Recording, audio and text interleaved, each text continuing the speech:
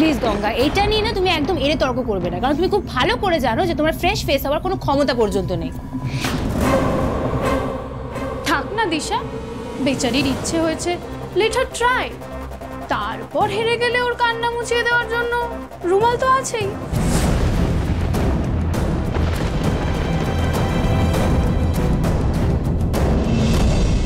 Please শ্রীধা, তুই বুঝতে পারছিস না, যদি গঙ্গা মেয়েটা পার্টিসিপেট করে তাহলে আমাদের কলেজের যে স্ট্যাটাসটা সেটা ডাউন হয়ে যাবে, আর আমরা এদের সাথে র্যাম্পে হাঁটবো। ইউ ডোন্ট ওয়ারি দিশা, র্যাম্পে হাঁটা তো দূর, অডিশনেও চান্স পাবে কিনা সন্দেহ।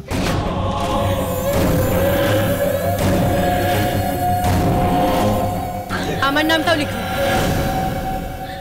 গঙ্গা। আমিও পার্টিসিপেট করব।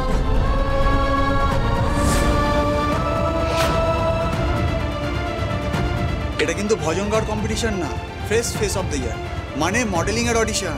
যে জিতবে সে সিঙ্গুরা জুয়েলার্সের নিউ ফেস হবে। তুমি বুঝতে পারছো তো ব্যাপারটা? আমি সবটা বুঝতে পারছি, আর বুঝেই বলছি, আমার নামটা লিখুন।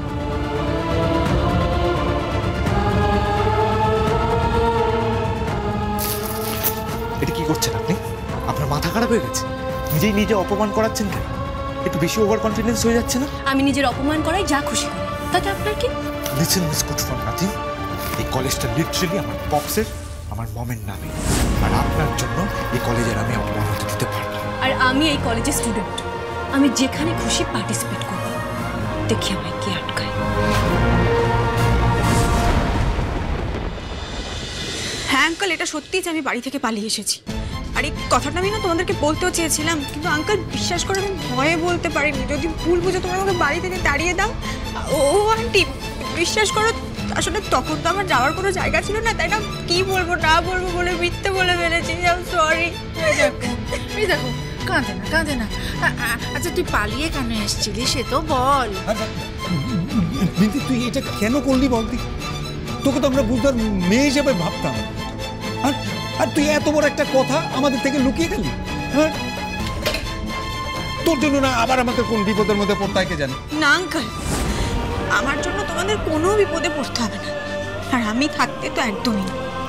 তো তোমরা আমায় একটু বিশ্বাস করো, তোমরা যেমনটা ভাবছো ব্যাপারটা একেবারেই সেরকম না। আমি কোনো খারাপ কাজ করতে বাড়ি থেকে পালিয়ে আসিনি আন্টি, আর না এখানে এসে আমি কোনো খারাপ কাজ করেছি। আমি কোনো অন্যায় করিনি গো, আমি তো পড়াশোনা করবো বলে এখানে এসেছি। কিন্তু আমার বাবা না চাইনি যে আমি পড়াশোনা করে নিজের ক্যারিয়ার গড়ি, নিজের পায়ে দাঁড়াই। তাই বাধ্য হয়ে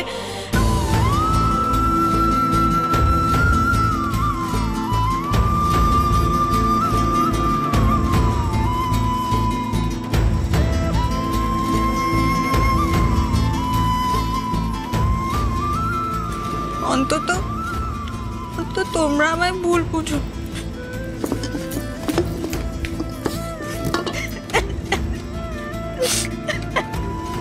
এই দেখো এই দেখো এই দেখো, কাঁদে না কাঁদে না কাঁদে না বাবা, কাঁদে না, মন খারাপ করে না, করে না মন খারাপ।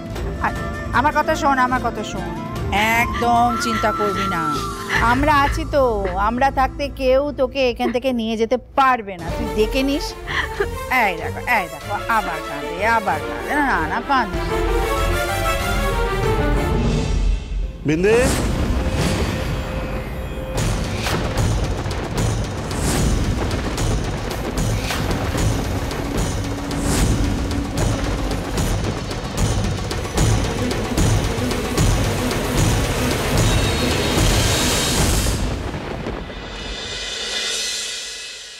কি হলো?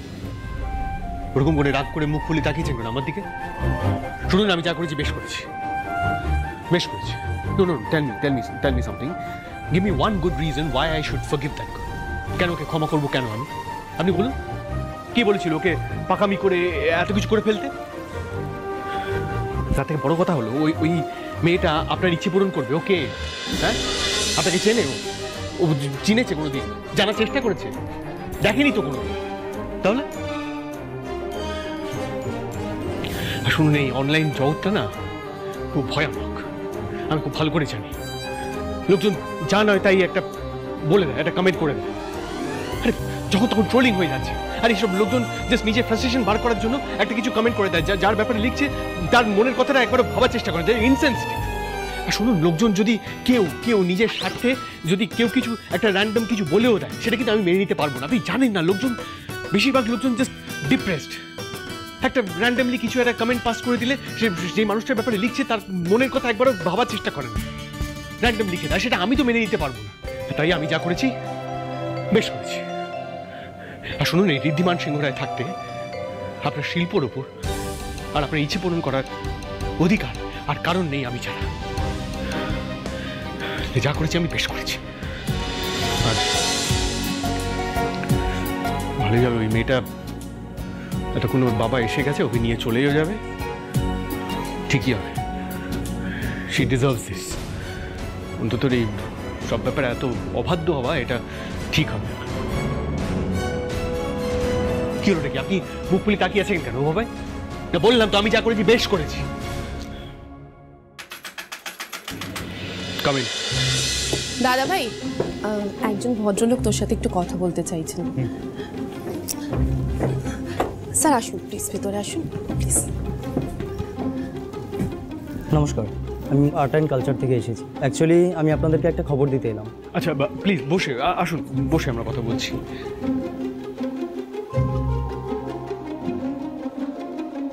ব্যাপারটা হচ্ছে যে আপনার ওয়াইফ হরিসিংহ রায়ের কিছু আর্টওয়ার্কের ছবি এবং ভিডিও আমরা দেখেছি। আপনাদের ইনস্টিটিউশনে যে এক্সিবিশনটা অ্যারেঞ্জ করা হয়েছিল, সোশ্যাল মিডিয়াতে সেটা খুবই পপুলার হয়। আর আমাদেরও কাজগুলো অসম্ভব ভালো লেগেছে। ওনার মতো একজন আর্টিস্ট আমাদের মধ্যে ছিলেন, সেটা জেনে আমরা খুবই গর্বিত। তাই আমরা ফোক আর্ট ক্যাটাগরিতে ওনাকে সম্বর্ধনা জানাতে চাই। ওনার কিছু কাজও আমরা আমাদের মিউজিয়ামে রাখতে চাই, যদি আপনি অনুমতি দেন।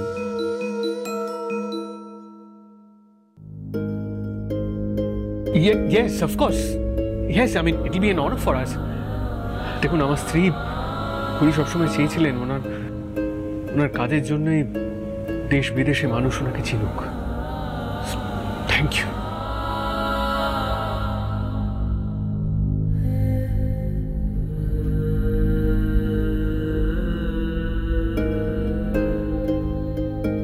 এটা তো খড়ির হাতে লেখা।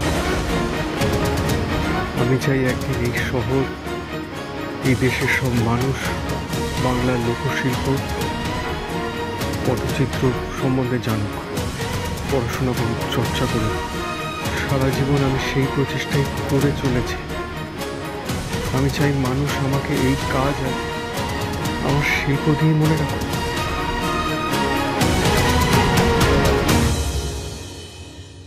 দাদা ভাই, তুই যাই বল, এই সব কিছু কিন্তু বিন্দির জন্যই পসিবল হয়েছে।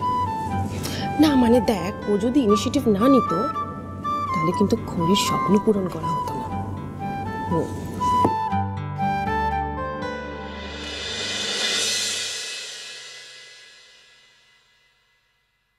বিন্দে,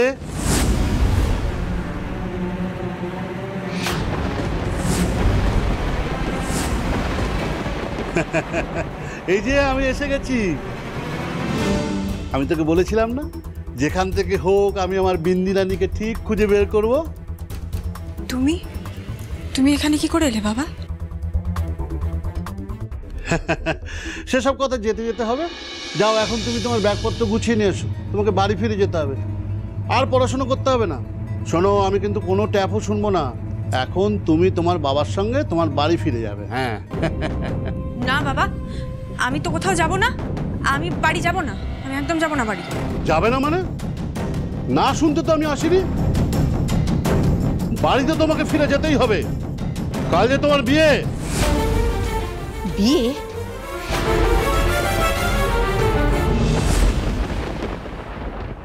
বিন্দির বাবাকে বলাটা কি ভুল হলো না আমার?